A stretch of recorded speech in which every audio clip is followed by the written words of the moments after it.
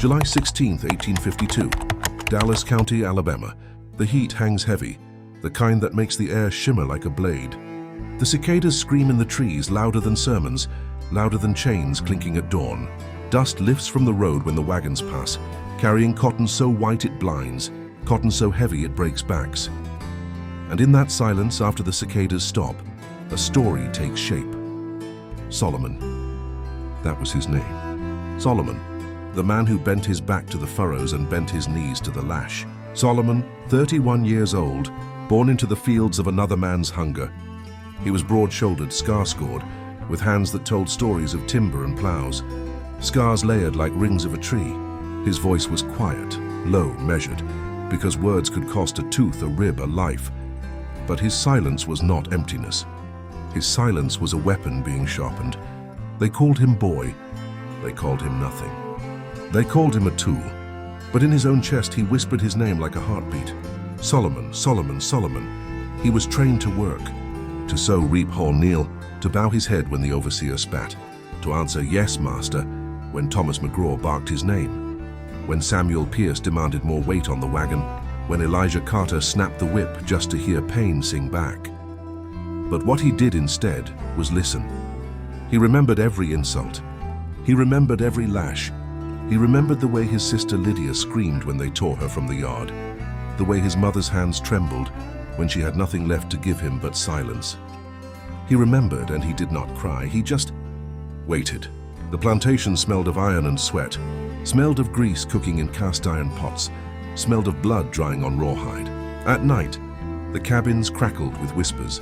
Songs hummed low enough to not be called rebellion, but high enough to keep despair from eating the children whole. And in one of those cabins, Solomon sat in shadow, his hands curled around nothing, as though waiting for the shape of something to fill them. The planters thought they owned him. They thought the scars on his back meant they had written their names into his flesh. But Solomon's back was not paper, it was stone. Every lash was carved deep, yes, but stone remembers. Stone keeps its secrets until the hammer falls. Thomas McGraw, Samuel Pierce, Elijah Carter, William Ransom, John Hale, Henry Boyd. Their names rang across the cotton rows like bells of power. They walked with canes they did not need, boots polished though they never touched the plow. They laughed when men staggered under bales too heavy. They drank whiskey while the children starved. They lashed not because work lagged, but because cruelty was their language, their music, their ritual. And Solomon saw it all. Every detail, every smirk, every drop of spit that landed on his face when they leaned too close. He remembered. One evening when the sky turned copper and the air grew restless before a storm, Solomon watched them laughing together outside the big house porch. 6 planters, 6 masters, 6 men who thought themselves gods of the Alabama earth. The rain had not yet come, but the air smelled of it, wet, electric, sharp as steel. That smell, that storm smell, wrapped around Solomon's memory and would never leave. He looked down at the handle of the axe he carried from the woodpile. It wasn't just for chopping anymore. The plowshares weren't just for soil. The ropes weren't just for mules. Every tool had another use, if a man was willing to see it differently. That night, while the storm finally broke and the thunder rattled the windows of the big house, Solomon sat awake in his cabin. The rain drummed against the roof, each drop like a footstep. He didn't sleep. He didn't speak. He just let the storm crawl inside him. He felt it take root. He felt the silence harden. Something shifted that night. The air inside Solomon's chest felt different.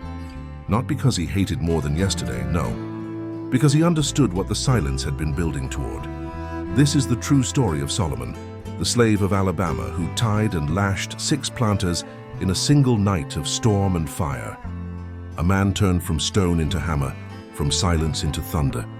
A story not of what was given to him, but what he took back.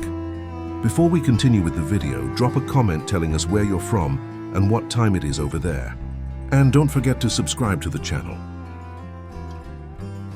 The storm outside the cabin was not the first Solomon had known. It was only the loudest mirror of the storm that had lived in him for decades. Because the night of July the 16th, 1852, was not born in that rain. It was born years before, in the years when Solomon learned what Alabama meant for a black body. He remembered the yard in 1837 when he was 16, tall for his age, still carrying the wide-eyed hope that maybe, just maybe, obedience could soften a master's hand. His mother's name was Sarah. Her back bent like the rows of corn, but her hands were always steady when she touched his face. Sarah never shouted, never wept loud. Her power was in silence, the same silence Solomon carried like breath. She taught him to hold in the cries when the whip cut. "Don't give them your sound," she said. "Sound is yours. Don't give it." Sarah was sold in 1838. Solomon remembered the sound of the wagon wheels creaking away from the yard, remembered the way her head stayed high, even as her wrists stayed bound. She didn't cry. She just kept her silence. And Solomon learned. Lydia. That was the name of his sister, 2 years younger, with braids that smelled of smoke from the cabin hearth, with a laugh that once rang higher than any bird in the trees. She was taken in 1840, pulled away by William Ransom's brother, sold to a plantation further down the river. She kicked, she screamed, but they tied her wrists and gagged her mouth until the laugh was gone. Solomon never saw her again.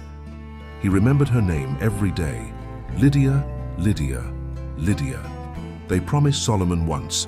Thomas McGraw himself promised that if he worked hard enough, if he obeyed sharp enough, he might be granted a sliver of land by 40. It was a lie, a rope of smoke, because promises were not for him, they were for men like McGraw who drank his sweat and called it theirs.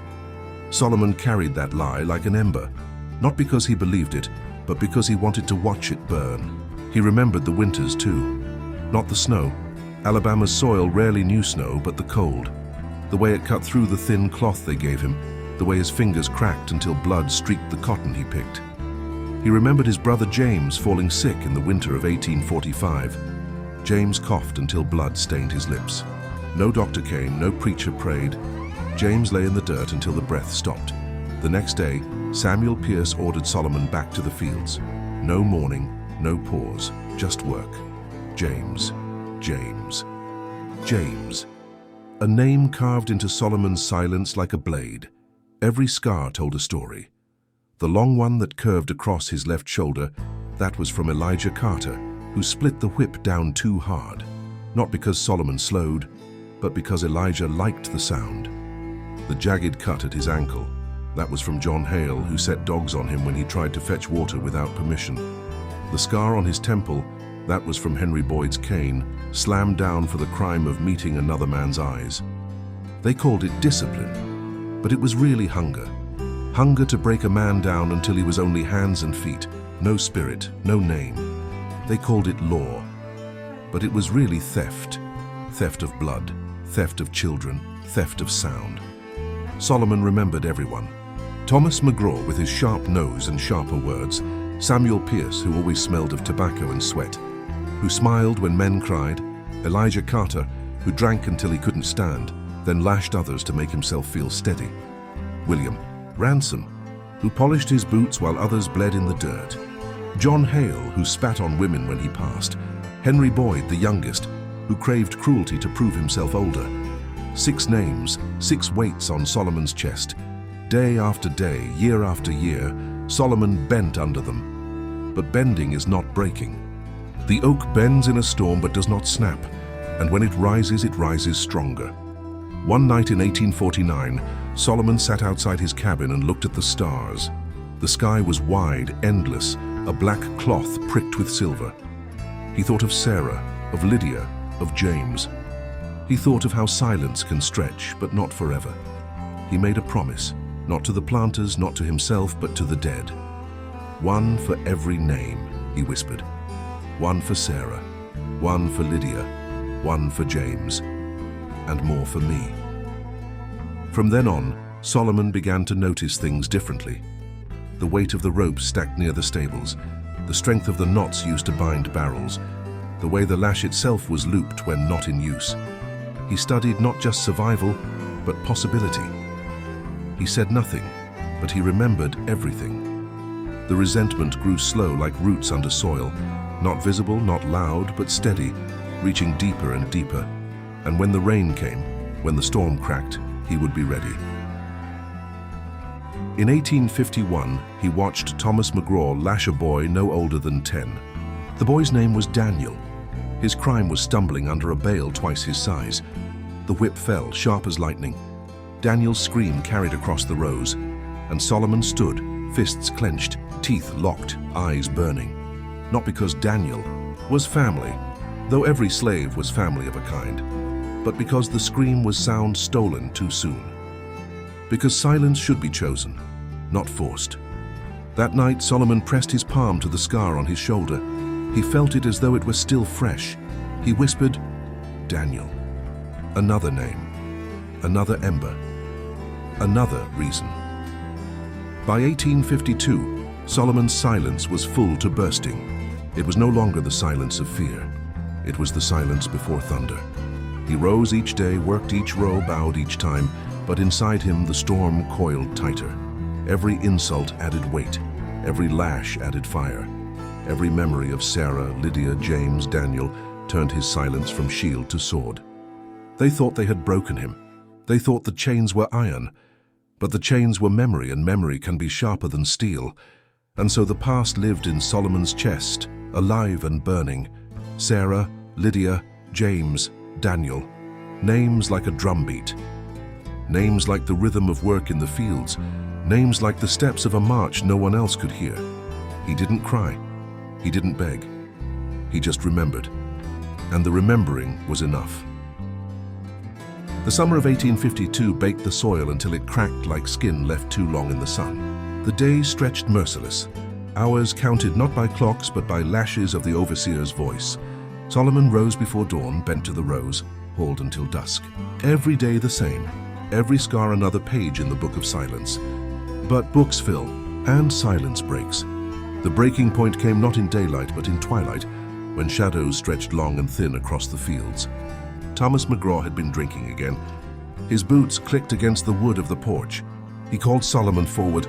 No reason, no crime, just hunger. Hunger for power, hunger for the sound of flesh giving way. The whip cracked. Solomon didn't cry. He just stood, eyes locked not on McGraw's face but on the horizon where the sun was sinking, painting the sky red as blood. McGraw struck again. Still no sound. The others watched, their silence thicker than the air. Finally, McGraw spat at him and laughed. "Stone don't bleed," he sneered, tossing the whip aside. Stone don't feel stone, the word stuck in Solomon's chest. Stone bends, stone remembers, stone waits. But stone also shatters when the hammer comes. That night, Solomon sat in his cabin, back burning, skin welted. The others whispered prayers, lullabies, songs in low tones. But Solomon sat without moving, staring at the rope coiled in the corner. Ropes meant for mules, for barrels, for tying cotton bales. But the rope wasn't for that anymore. It was for wrists, for ankles, for throats. He picked it up. The coarse hemp rubbed raw against his palms. He imagined it binding McGraw's hands instead of his own. He imagined silence on the other side. The silence of men gagged, powerless. Not gods, but bodies like any other. He remembered his mother's face. He remembered Lydia's braids. He remembered James' coughing blood, Daniel's scream. He whispered their names. One for Sarah, one for Lydia, one for James, one for Daniel. And 6 for the men who had taken everything. The axe handle leaned against the wall. The plow blade rested near the door. The lash itself, left behind once by Elijah Carter, hung like a serpent waiting to be used. None of these were what they seemed anymore. The axe wasn't for wood. The plow wasn't for soil. The lash wasn't for him. They were for something else now. He rose at midnight when the storm rolled back into the valley. Thunder shook the earth, and the rain came hard against the roofs. The night smelled of iron again, sharp and wet, like the taste of blood on a bitten tongue. The cabins shook with wind. Most slept, worn from endless labor. But Solomon was awake, eyes burning in the dark. His silence was no longer a shield. It was a blade. He coiled the rope, tied knots, tested them until they held tight. He slid the axe handle into his belt, heavy but sure. He wound the lash around his forearm, each loop tight, as though binding himself to his purpose. He stood in the doorway of the cabin, rain misting his face, the wind carrying the smell of smoke from distant chimneys. He listened to the thunder. He listened to his heart. It beat not with fear, not with hesitation, but with rhythm. A rhythm of names: Sarah, Lydia, James, Daniel. A drumbeat in his chest. The big house loomed across the yard, windows glowing faint with lamplight. Inside, 6 planters drank, laughed, slurred their curses into the storm. They were not gods tonight. They were men, flesh and bone, vulnerable as anyone. The storm had leveled them all. Solomon moved through the mud, each step silent as the rain itself. He was stone no longer. He was storm. He was thunder made flesh. Every second closer, the silence deepened. Not because he doubted, not because he feared, but because silence was the weapon that would fall hardest. They had never heard silence like his before. He reached the porch. The laughter inside swelled, muffled by wood and rain. He set the rope down, coiled like a serpent waiting to strike. He touched the axe handle, felt its weight. He touched the lash, felt its sting against his skin. He remembered everything. This was the breaking point, the moment where memory turned to fire, where silence turned to thunder, where Solomon became not slave, not boy, not tool, but reckoning. He didn't cry. He didn't beg. He just opened the door. The door swung inward, thunder echoing behind him. The smell hit first. Whiskey sharp, tobacco heavy, sweat thick. 6 planters sat at the long wooden table, cards scattered, laughter spilling. Their boots rested on chairs. Their canes leaned carelessly against the wall. Thomas McGraw saw him first. "Boy," he barked, slurring the word, drunk eyes narrowing. "What you doing here at this hour?" Solomon didn't answer. He didn't cry. He didn't beg. He just stepped forward, the rope coiled in one hand, the axe handle heavy in the other. His silence was louder than thunder. Samuel Pierce chuckled, raising his glass. "Lost your tongue, stone man?" They laughed. Elijah Carter slammed his hand on the table, knocking over a bottle. Whiskey spilled, sweet and sharp, seeping into the cracks of the wood. The fire in the hearth hissed as a drop landed in the flames. Solomon moved faster than they expected. The rope snapped forward, looping around McGraw's wrist. McGraw shouted, tried to pull back, but Solomon yanked hard, dragging him down from his chair. The others lurched to their feet, chairs scraping, but the storm outside roared louder, covering the chaos. The rope wasn't for mules anymore. It was for wrists. McGraw hit the floor, his curses swallowed by Solomon's knee pressed against his chest. The knots came quick, tight, practiced. Solomon had tied barrels, wagons, posts. Now he tied flesh. McGraw's wrists burned against the hemp as Solomon bound them behind his back. Samuel Pierce lunged forward, cane raised, but Solomon swung the axe handle, wood against bone. The crack of Pierce's wrist breaking was lost in the thunder. He dropped the cane, howling. Solomon caught him by the collar, slammed him against the wall, and the rope wrapped him too, wrists, ankles, tighter, tighter, until blood rushed red against the skin. Elijah Carter stumbled back, shouting for a gun, but his drunken hands fumbled at the draw, and Solomon was already there. The lash uncoiled from Solomon's arm, snapping forward. Leather struck Carter's face, a splitting skin. Carter screamed, staggered, hands to his cheek. The lash wasn't for Solomon anymore. It was for Carter. William Ransom tried to run. His boots slipped on whiskey and he crashed to the floor. Solomon was on him in an instant, rope coiling like a serpent around his legs. Ransom kicked, cursed, spat, but the rope bit deeper, binding tighter until his boots clattered useless against the floorboards. John Hale grabbed a chair, swung it high. Solomon took the blow across his shoulder, the wood splintering, pain sparking down his arm. He didn't fall. He didn't cry.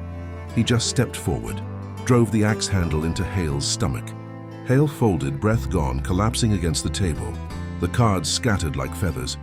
Solomon wrapped rope around him too, dragging him down into the dirt with the rest.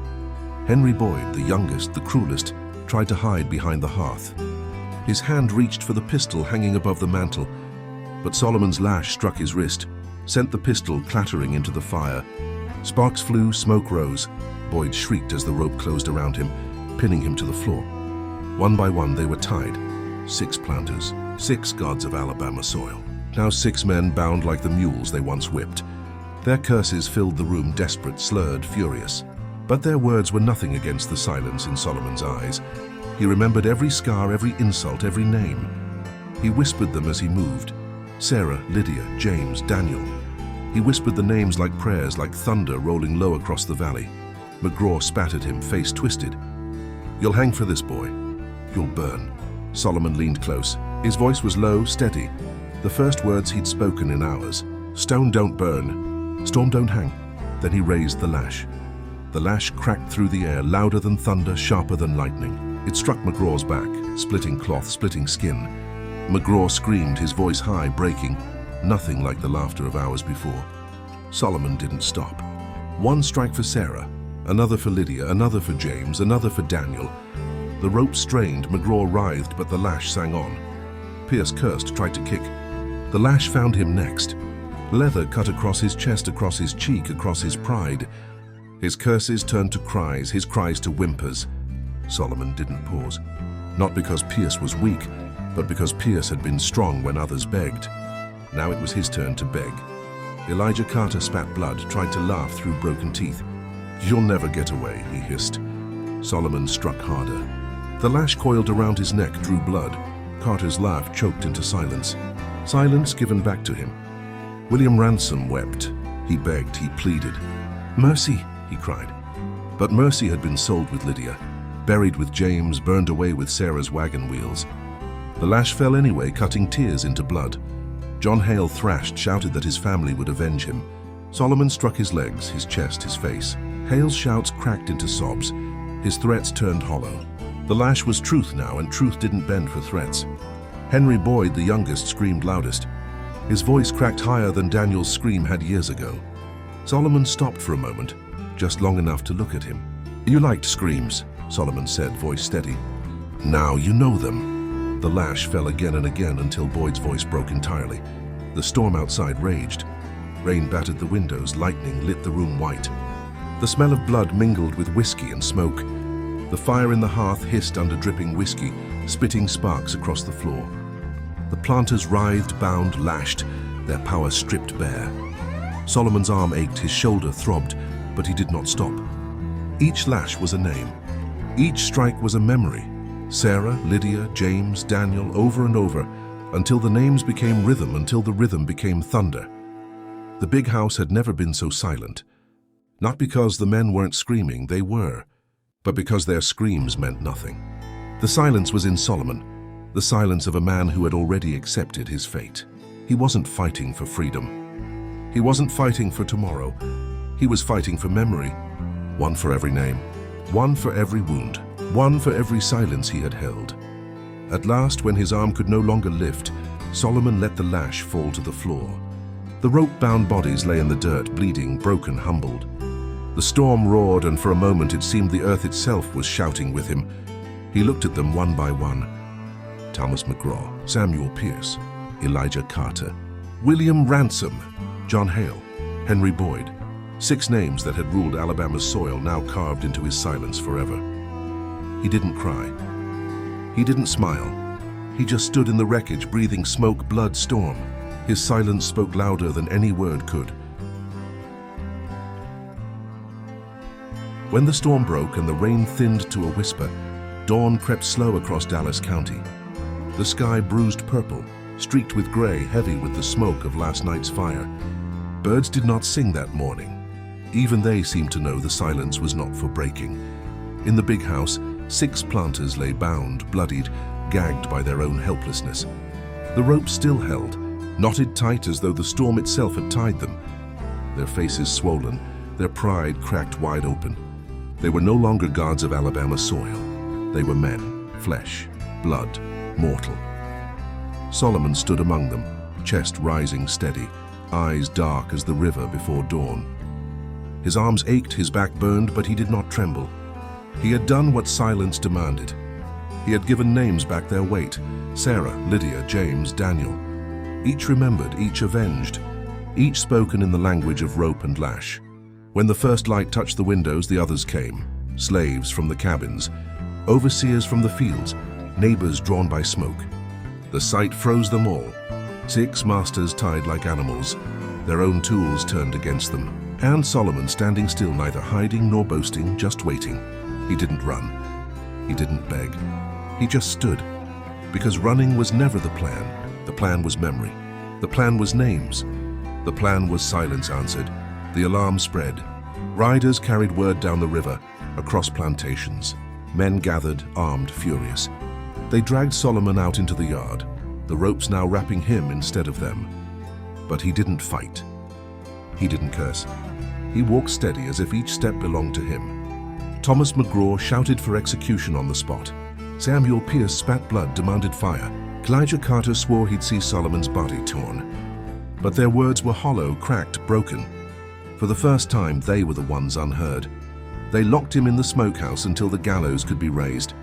But the cabin walls could not silence the memory already loosed. Slaves whispered the story to each other in the fields. Children repeated his name in low voices. Solomon, Solomon, Solomon. The man who tied 6 masters. The man who turned rope against rope. The man who turned silence into thunder. When they brought him to the yard days later, when the noose was ready, the air was heavy again with storm. Not of rain, but of breath held tight.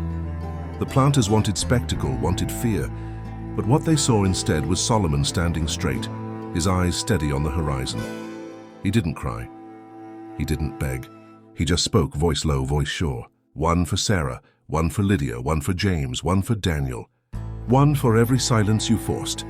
And then he gave no more words, just silence. The rope tightened. The world tilted.